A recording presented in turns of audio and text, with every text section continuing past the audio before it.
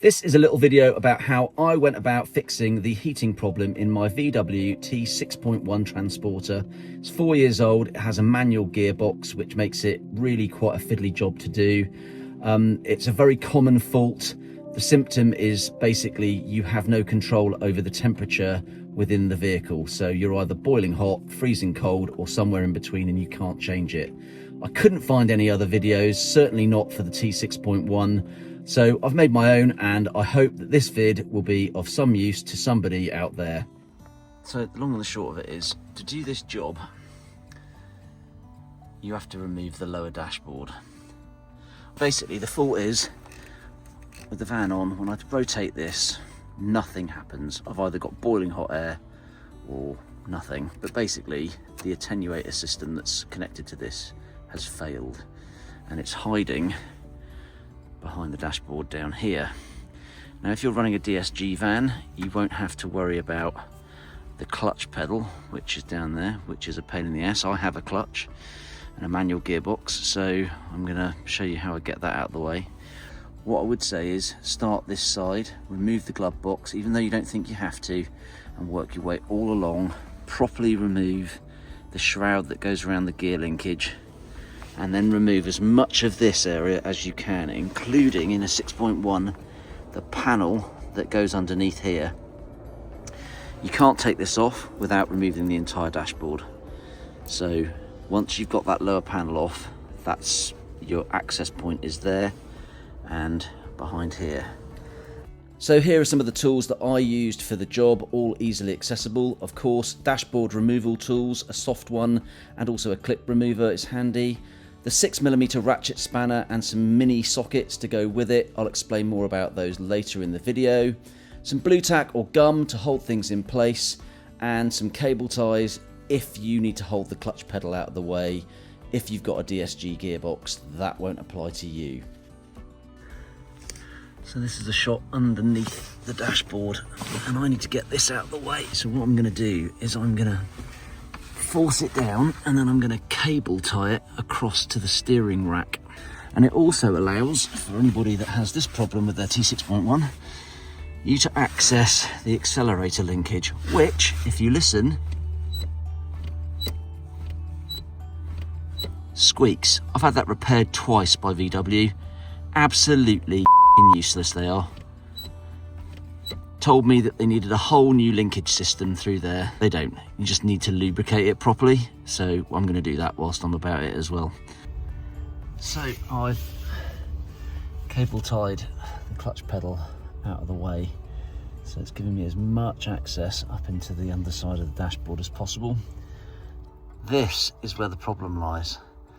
So this is a little plastic coupling that links the whole thing together, and when you rotate your hot and cold air adjuster, this all swings backwards and forwards and adjusts effectively a hot air manifold that allows you to have hot or cold air, or somewhere in between. And this is basically, it's brittle plastic, and it breaks and it snaps. And if I was to turn the ignition on now, which I'll show you in a second, you'll see that when I rotate the thermometer control in the van, this will just move backwards and forwards, but half of it's missing, and it's the half that's connected to a special little linkage arm that's hiding up at the back. And because that's now not connected, my heating is just stuck to 40 degrees centigrade. Cannot express how important having good light under there is. I've just got a little kind of LED table light. It's great because it's flat in profile, so you can really get it up inside the dashboard, and I've just cable tied it in place. Look. So just up here where the pointer is, just above that blue connector, you can see there is a fixing, and it's hiding behind this chassis bar, something to do with the chassis of the vehicle. But that fixing there is a 6mm nut, whatever you want to call it. You've got to get that out, and then there's another one that's behind here. You can see this is the rear one that's here, and I don't know whether you can quite see it, but just out of shot where the pointer is pointing, there is also a little kind of like placing dowel, and so this whole unit, this whole motor assembly is attached by that nut the one that I showed you a minute ago, the little dowel, and then you've also got to disconnect that little linkage there. You've got to just squeeze those two things together, and then that will come off, and then this whole thing can come out.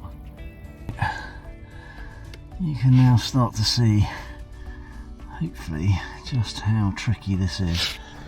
I'm having to wedge my arm underneath this very sharp bit of plastic because I've got a clutch. There's a stupid clutch bar in the way, and I've got my smallest ratchet and 6mm jobby, and I'm literally able just to move it that much to nurture that screw out. Whilst it's not possible to show you all the video of me removing and refitting this part, if you follow my removal order and my refitting order as shown here, you should manage, along with some swearing, to get this fitted without too much trouble.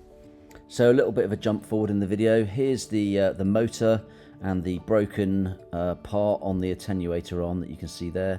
I couldn't really film inside the van whilst I was removing this stuff because it's a one-handed job and it's tricky, but you can see the cheap plastic part that VW used here.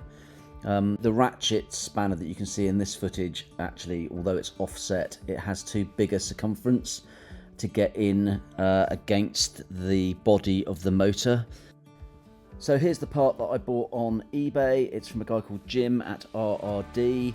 It's a much more substantial part than the original, works really well, well engineered, and he also provides you with a very comprehensive set of instructions with photographs for the T6 and T6.1.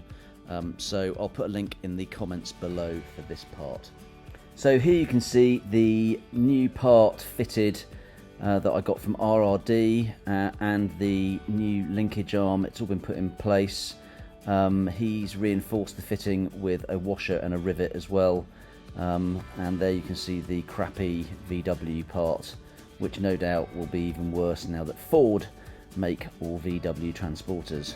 I've been busy installing the new linkage and everything back into the van, which is as big a pain in the ass as it is to get it out, probably worse actually. And I'm going to show you some of the secret weapons that I used to do it. First of all, these are the little sockets that I got. They're just from like you get them with drill bit sets and stuff from B&Q, and they're just very small in diameter. And also I bought a little 6mm ratchet spanner on Amazon for £5. And it's been fantastic, but you'll also notice on the back that there's a little bit of blue tack, and the trick with the whole thing was actually to trim down the stem of these little tiny sockets. This is a 6mm socket, and then what I did was, so that it would fit inside here basically, and then what I did was I used a little bit of blue tack on the back, but only on that brass section so that it doesn't stop the ratchet from working.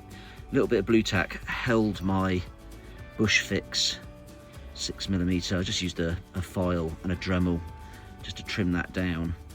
These come with like a tapered insert, so you can see that they're slightly tapered. If you leave that taper on a 6mm socket, it won't work. It will not grip the stupid screws that VW use. So what I did was I got a file. After much swearing, I got a file, and you can see I squared it off so that is immediately 6mm. It's not a taper into 6mm, and that gripped the hidden screw well enough, and I was able to tighten it all the way back up. The other little hack that I used was actually blue tack. So when I put the motor and stuff back in, there are 3 fixing points. One's a dowel point, and then there are 2 screw points. And what I did was I used a little bit of blue tack on the dowel point so that it would hold in place whilst I swung the motor around and actually got it fixed. So this is the shorter of the 2 sockets. That's 21mm. And this is the longer of the 2 sockets. And when you start removing the screws, you will see why having a short one and a long one is beneficial, and it's all to do with getting into the space. And the spanner is about 8 and a bit mil thick. As the rain pours down here, I have finally managed to fix the heating problem in my VW T6.1 with a manual gearbox. I am sure there are lots of people out there who can do the job better than me, quicker than me, but you know what? I couldn't find their videos anywhere, so I've made my own, and hopefully it'll be of use to somebody out in the big wide world. If I'd known then what I know now, it would have taken me probably about 3 hours, I reckon, to do the whole job, maybe a little bit longer. It is fiddly, but if you're patient, you can do it yourself, and it will save you a whole load of garage costs.